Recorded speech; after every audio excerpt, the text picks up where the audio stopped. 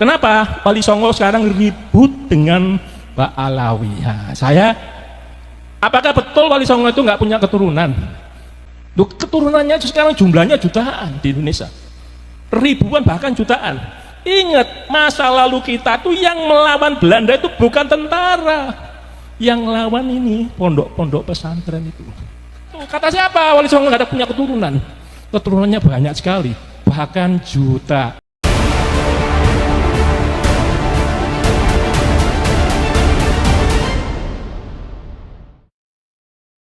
Keturunan Jawa Tengah itu Mangkunegaran, Pakubuwono, Solotigo, Jogja, semuanya adalah keturunan Wali Songo.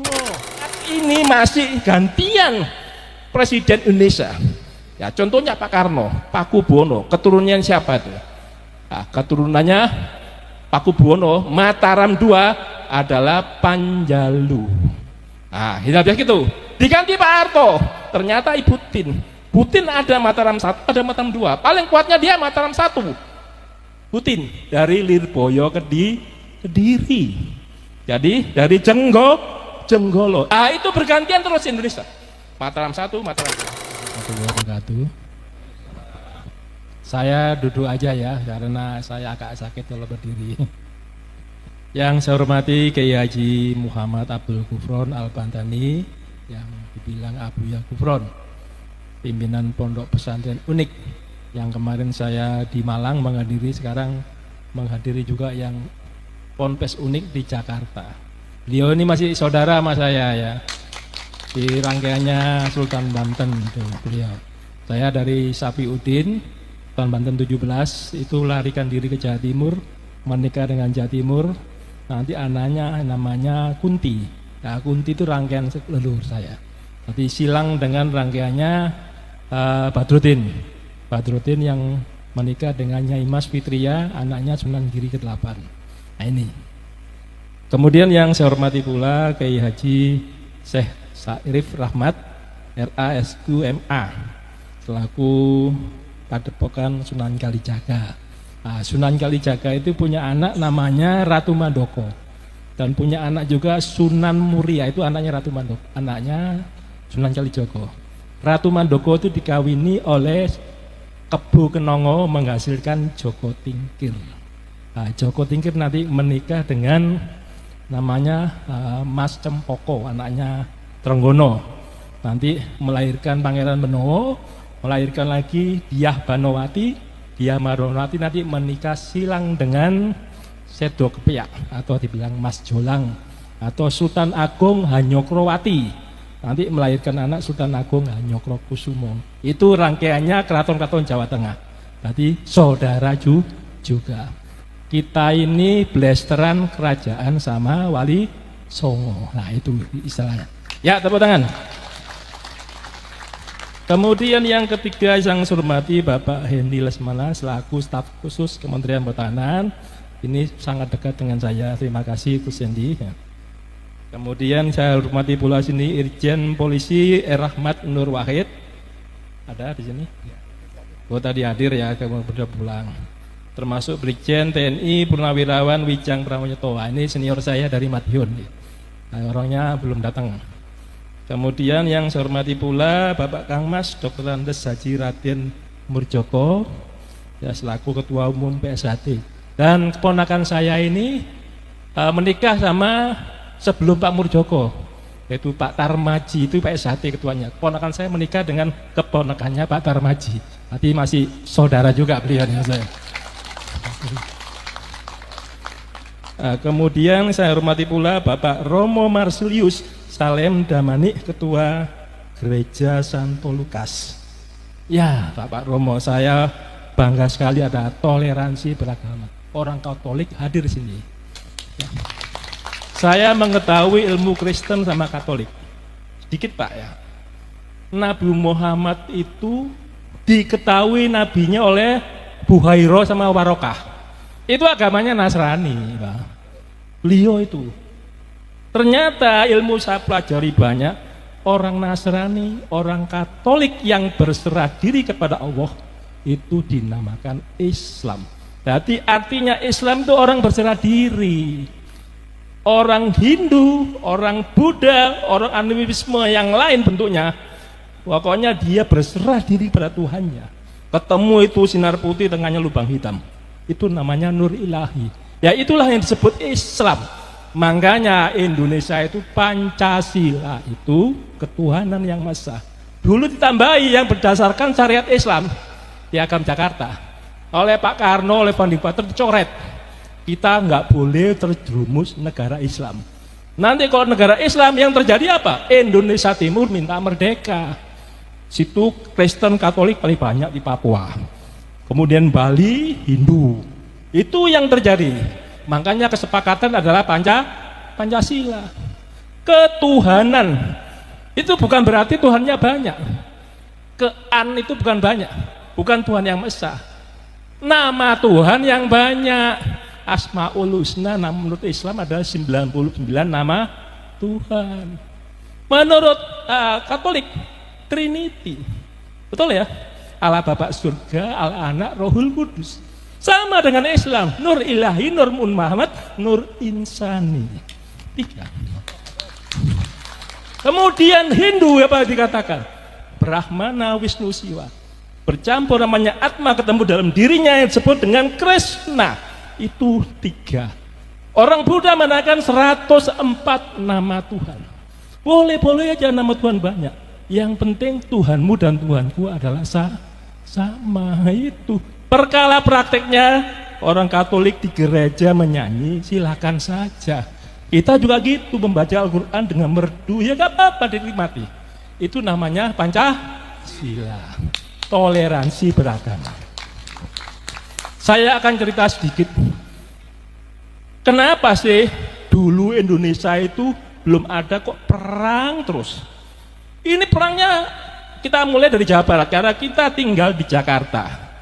Jakarta itu sebelum Jakarta namanya Batavia, dikuasai Belanda. Sebelum Batavia dikuasai Portugis, namanya Jayakarta. Sebelum Jakarta nama-nama lain. Itu dulu namanya eranya Prabu Siliwangi. Ya, kita lihat sekarang eranya Prabu Siliwangi 1350-an. Ya. Kenapa Wali Songo sekarang ribut dengan Pak Alawi? Apakah betul Wali Songo itu nggak punya keturunan? Loh, keturunannya sekarang jumlahnya jutaan di Indonesia, ribuan bahkan jutaan. Ingat, masa lalu kita tuh yang melawan Belanda itu bukan tentara, yang lawan ini pondok-pondok pesantren itu. Kenapa? Tentara keraton itu kalau rajanya ditekuk Belanda, langsung tentaranya nurut pada rajanya. Yang lawan, yang disengsarakan oleh Belanda pasti masyarakat paling bawah, yaitu masyarakat bawah dikendalikan oleh pondok pesantren ini. Pondok pesantren begitu Belanda membuat anyer sampai Pararukan, jalan tuh di Daendels itu melintas makam-makam leluhurnya Pangeran Diponegoro yang tiap hari didikirin, didatangi oleh umatnya, leluhurnya termasuk pengikutnya, itu digiles oleh Belanda tanpa izin. Marah nggak? Ya pasti marah. Terjadilah perang Jawa, perang Diponegoro 1825-1830. Itu ceritanya. Sekarang kita kembali lagi masalah Jakarta ini. Jakarta aja penting. Orang-orang dulu ngomong itu Salakanagara awal mulanya. Salakanagara mulai Dewa Warman meneruskan namanya Tarumanegara 328. Ya, Masehi ya, abad keempat Tarumanegara berdiri. Tarumanegara raja pertamanya Jaya Singawarman. Jaya Singawarman menurunkan Dharmaraya Warman. Dharmaraya Warman menurunkan Purnawarman. Istrinya orang Kutai. Ya, Kutai berarti bersatu sama Jawa Barat. Ini saya ngomong Jawa Barat. Saya belum cerita Wali Songo ya, baru Purnawarman. Purnawarman nanti menelurkan lagi anak-anaknya. Semuanya Warman semua namanya. Yaitu ada Windu Warman, Indra Warman, Chandra Warman, masuk yang keenam ya Surya Warman. Ini mulai mendirikan kerajaan Galuh. Ya, Galuh yang munculnya di Cirebon. Suryawarman muncul lagi, anaknya Kertawarman, kemudian terus sampai terakhir raja ke-12 namanya Linggawarman. Ya, Linggawarman akhirnya berhentilah itu, muncul kerajaan Sunda oleh Tarus Bawah pertama kali. Sunda Galuh mulai pisah ya, mulai pisah, pecah. Begitu keturunannya nanti, begitu masuk Niskalawastu Kencana. Nah, ini belum Prabu Siliwangi. Niskalawastu Kencana ini mulai eranya dia itu eranya Raden Wijaya. Raja Wijaya di mana tuh? Mojopahit. Mulai terjadilah Sunda dan Jawa Timur perang bubat. Dewi Pitaloka bunuh diri akhirnya. Sejak pasukannya datang untuk perkawinan nggak jadi, ternyata dibantai oleh rangkaiannya pasukannya Gajah Mada. Sehingga saat itu sebenarnya itu perkawinan silang itu menyatukan Jawa Barat, Jawa Timur. Tetapi tidak mau bersatu gara-gara peristiwa perang bubat. Ternyata Raden Wijaya itu bawanya bapak kandungnya Raden Wijaya, Mojopahit itu namanya Jayadharma, adalah keturunan Siliwangi. Itu bapaknya. Siapa? Mandimina menikah dengan Parwati. Parwati adalah Kalingga. Yang Mandiminya rangkaiannya Sunda Galuh. Itu rudanya Raden Wijaya. Ibunya Raden Wijaya namanya Lembutol, yang dibilang dia Wisnumurti. Dia Wisnumurti punya bapak Mahesa Cempaka, Mahesa Cempaka punya bapak Mahesa Wong Atleng, Mahesa Wong Atleng punya bapak namanya Kenaro. Ya ingat ya, nah, itu rangkaian. Jadi Raden Wijaya ingin menyatukan. Akhirnya apa? Sebenarnya dia adalah pangeran, ibaratnya orang sah menjadi mempersatu kerajaan. Hampir bersatu itu saat itu. Akhirnya pecah. Sehingga yang ditunjuk oleh dia Pitaloka ini punya adik kecil, masih kecil, namanya Wastu Kencana tadi. Ya, Prabu Wastu Kencana. Prabu Wastu Kencana sekarang lihat besar jadi putra mahkota, dia jadikan Raja Galuh, Sunda Galuh. Dia menikah dengan Larasati, Larasukarti, Dewi Larasukarti, menghasilkan Kentring Manik, yang nanti Kentring Manik menghasilkan Susuk Tunggal. Susuk Tunggal punya anak Kentring Manik. Kentring Manik ini akan dinikahi oleh Prabu Siliwangi. Ya. Kemudian Wastu Kencana menikah lagi dengan anaknya patihnya Gurosora yang dinamakan Dewa Kisnala. Ini yang punya anak Dewa Kisnala nih, punya anak namanya Prabu Siliwangi. Dan ini Prabu Siliwangi sama Kentring Manik itu saudara sepupu, dinikahkan. Sementara Ki Gedeng Tapa, seorang yang berguru di Syekh Kuro di Karawang, ini menikah dengan Prabu Siliwangi, menghasilkan 3 orang anak namanya Walang Sungsang, Roro Santang, sama Kian Santang. Ini Roro Santang menikah dengan Raja Mesir yang berkelana masuk ke Patani, namanya Raja Abdullah. Sehingga bapaknya Raja Abdullah ini Nurul Alam itu mengislamkan Patani yang sekarang jadi pemberontak di Thailand Selatan. Itu keturunannya satu rangkaian dengan Sunan Gunung Jati, Syarif Hidayatullah. Dan punya saudara lagi Abdullah namanya di Ternate, yaitu Raja Ba'abula. Nah, itu rangkaiannya. Nah, kita kembali lagi ke Wastu Kencana. Dewa Kisnala punya anak Prabu Siliwangi. Nanti Prabu Siliwangi menikah juga namanya Dewi Ambet Asih, menghasilkan 3 orang yaitu Mandaka, kemudian Gagak Ampiar, baru Dewi Ratu Merana. Nah, 3 ini yang kelompok Prabu Siliwangi terkenal. Nah, sekarang kita lihat yang Sunan Gunung Jati.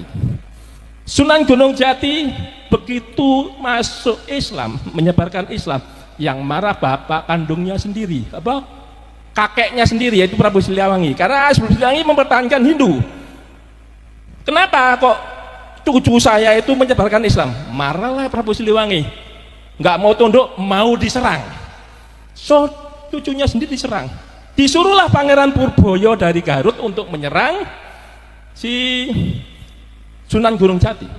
Di tengah perjalanan bukannya menyerang Pangeran Purboyo dan pengikutnya malah masuk Islam, sehingga semua Garut itu menjadi Islam, lebarlah wilayah Islam Indonesia gara-gara Sunan Gunung Jati. Jawa Barat separuh masih wilayahnya Sunda, miliknya Prabu Siliwangi. Kemudian Prabu Siliwangi yang dari Kentring Manik tadi punya anak namanya Surawisesa. Anaknya 3, Surawisesa, Surosowan, sama Surawati. Nah, tilang aja anak kedua Surosowan, namanya Kawunganten. Kawunganten ini dikawinkan dengan anaknya Roro Santang yang dibilang Sarip Jayatullah, dikawinkan sepupu nih sama, menjadi adipati Banten pertama. Setelah jadi adipati masuk Islam, sehingga agama Hindu semakin sempit. Bingung mau kalah, apa yang dilakukan Prabu Siliwangi? Bersekongkol dengan Portugis. Portugis menguasai Malaka saat itu, diserang sama Aceh terus, Aceh lagi Aceh, tapi Aceh kalah terus. Ditulis di Kapten Tak Belanda itu mengkritik pertahanan Aceh seperti kandang kuda, dibilang gitu. Orang Jawa juga gitu, seperti pertahanannya kandang kuda, terbuat dari batu mata merah. Berarti kalau sekali dibom pakai kanon langsung jebol. Mereka rampas senapan saya, kanon saya, sampai saya pergi. Begitu saya datang lagi masih saja menggunakan perang gajah. Itu dikritik oleh Kapten Tak. Karena Aceh kalah terus di Malaka, apa yang terjadi dilakukan Sunan Gunung Jati setelah menyatukan Banten jadi Islam? Sunan Gunung Jati menikahi putri Lampung. Akhirnya Lampung bersekongkol dengan Banten untuk mengusir Portugis. Portugis kedatangan Belanda, Portugis nyingkir ke Timor Leste. Sehingga Portugis tadi dikasih pelabuhan oleh Prabu Siliwangi namanya Jayakarta, itu Portugis. Begitu Belanda masuk, Cornelis de Houtman 1596, sehingga Jakarta saat itu menjadi Batavia. Nah, saat itulah membuat jalan itu, sehingga semua di mana-mana Belanda adalah merusak kehidupan kerajaan kita, termasuk Wali Songo. Nah, tapi perlu diingat, ketika orang Cirebon itu Galuh melawan Belanda, melawan Portugis, dia bersatu dengan kerajaan Jawa yaitu Joko Tingkir, sehingga Jawa Cirebon bersatu. Takutlah Prabu Siliwangi, kerajaannya diserahkan pada Suraweseso, dia kabur, yang orang-orang dibilang mukso, sebenarnya tidak mukso. Makamnya Prabu Siliwangi itu ada di mana? Di Boto Putih, Surabaya. Cek di sana. Namanya Pamanarasa, ada di Surabaya. Cuma berbeda dengan Islam. Ada tembok yang menyekat situ. Ada bahasa Kawi tulisannya Pamanarasa. Ya, silakan aja kalau mau mencari makamnya Prabu Siliwangi. Ya, itu Prabu Siliwangi sudah berusaha menyatukan Hindu. Ya, sekarang dari Prabu Siliwangi tadi sudah ya. Saya akan ceritakan dari Linggawarman tadi. Raja terakhir Tarumanegara diserang oleh Sriwijaya, abad ke-7 muncul. Lari Linggawarman jadi Tarus Bawah, pecah, kalah. Muncul namanya Kerajaan Kalingga, yaitu Jepara. Itu Wasumurti, raja pertamanya, itu orang India. Putrinya perempuannya orang Jepara. Wasumurti diganti oleh Wasugeni, Wasugeni diganti oleh Wasudewa, Wasudewa diganti Wasukawi, kemudian Wasukawi diganti Kiratasinga, Kiratasinga diganti lagi Kartikejasinga. Kartikejasinga diserang lagi Sriwijaya, mundur ke Kediri, yaitu Kahuripan muncul kerajaan itu. Sejak di Kahuripan nanti kutukan siapa pejabat yang tidak ikhlas hatinya, tidak suci, masuk ke Kediri nanti akan jatuh. Gus Dur jatuh, Pak Karno jatuh gara-gara ke Kediri. Nah, itu kutukannya Kartikejasinga. Kartikejasinga yang meninggal itu adalah suaminya Ratu Sima. Sehingga Ratu Sima yang menggantikan tangan besi dia. Ratu Sima punya anak namanya Sanaha. Nah, Sanaha menikah dengan Galuh, yaitu Cirebon, namanya Brontoseno, melahirkan namanya Parwati. Parwati nanti menikah dengan mandi minyak, itu yang disebut rangkaiannya Raden Wijaya. Raden Wijaya Jawa Timur. Itu juga raja aslinya, putra mahkotanya Sunda. Coba kalau dulu bersatu menikah betulan, kalau gak diganggu kacamata. Bersatu Jawa Barat Jawa Timur tuh. Sehingga sampai detik ini orang konon, orang Jawa Barat ngomong kalau menikah orang Jawa Timur itu nggak cocok Sunda sama Jawa Timur. Kalau lakinya dari Jawa Timur pasti lakinya kalah sama perempuannya. Ini cerita-cerita sampai legenda sampai sekarang. Jawa Barat Sunda pasti itu. Sebenarnya saudara sama. Banyak alang beratnya kalau kita kawin silang itu perlu. Ya tadi Parwati punya anak namanya Sanjaya, Raja Jawa Wangsa Sanjaya. Sanjaya diganti Panunggalan, Panunggalan diganti Panungkarun, Parung diganti Garung, Garung terakhir ya. Garung era Wangsa Sanjaya. Begitu masa Sailendra namanya Raja Pikatan bersatu dengan Sumatera. Kenapa? Pikatan menikah dengan Pramudawardhani, adik kandungnya Balaputra Dewa. Itu semua dua orang itu anaknya Sailendra bersatu. Makanya persatuan Pancasila itu tak gampang. Sudah dari leluhur kita itu ingin bersatu terus. Sejak Pikatan itu berdiri namanya Borobudur, bukti Hindu Buddha. Itu ceritanya. Kemudian kita lihat lagi Pikatan.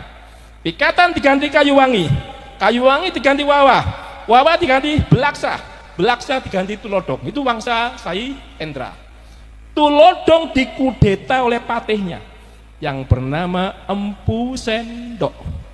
Empu Sendok bukan keturunan Sriwijaya, makanya terjadi peperangan. Menanglah Empu Sendok.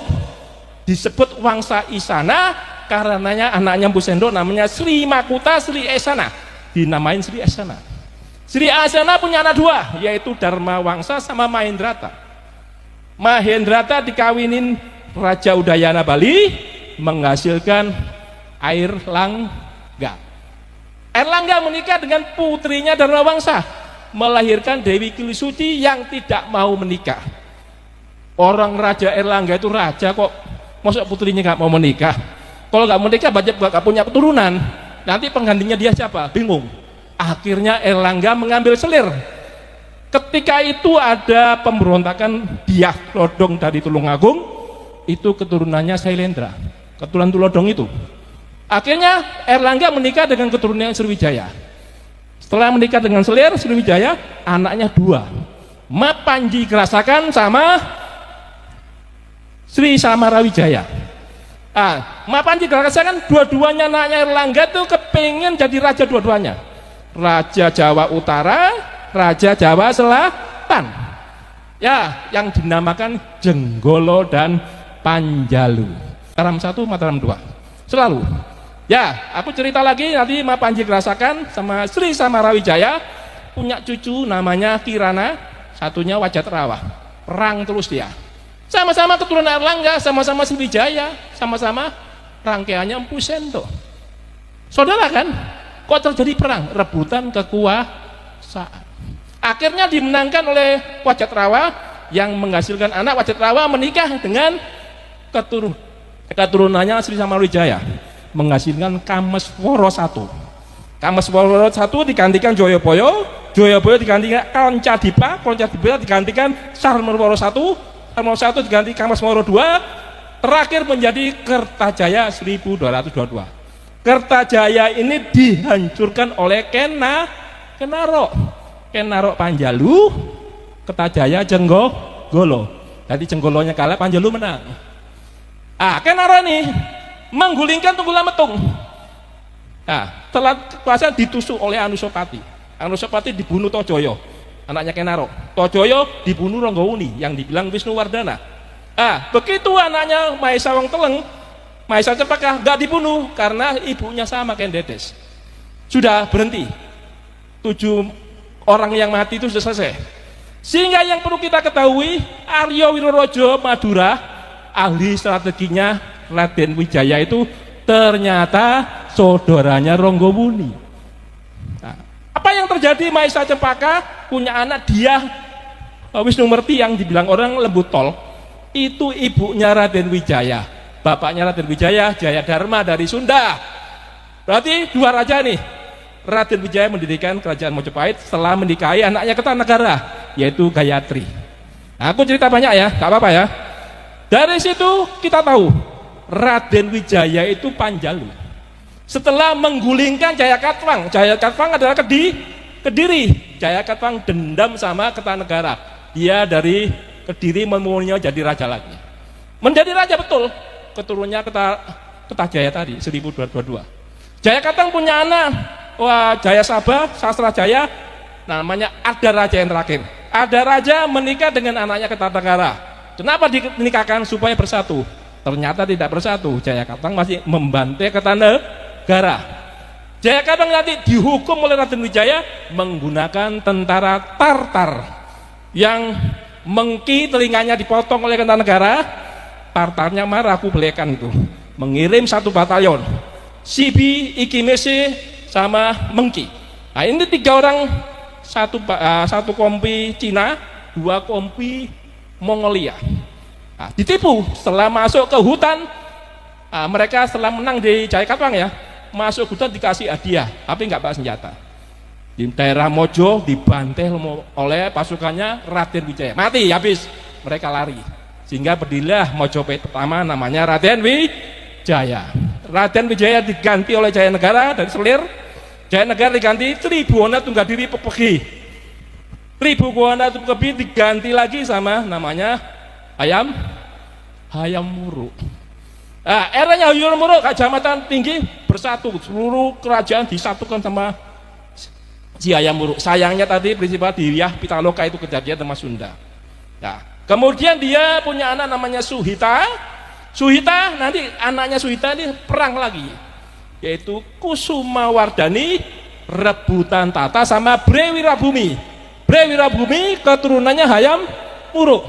Kusumawardhani keturunannya Suhita, sama. Tapi perang Parekrek itu dimenangkan Kusumawardhani. Kusumawardhani menikah dengan Wikramawardhana.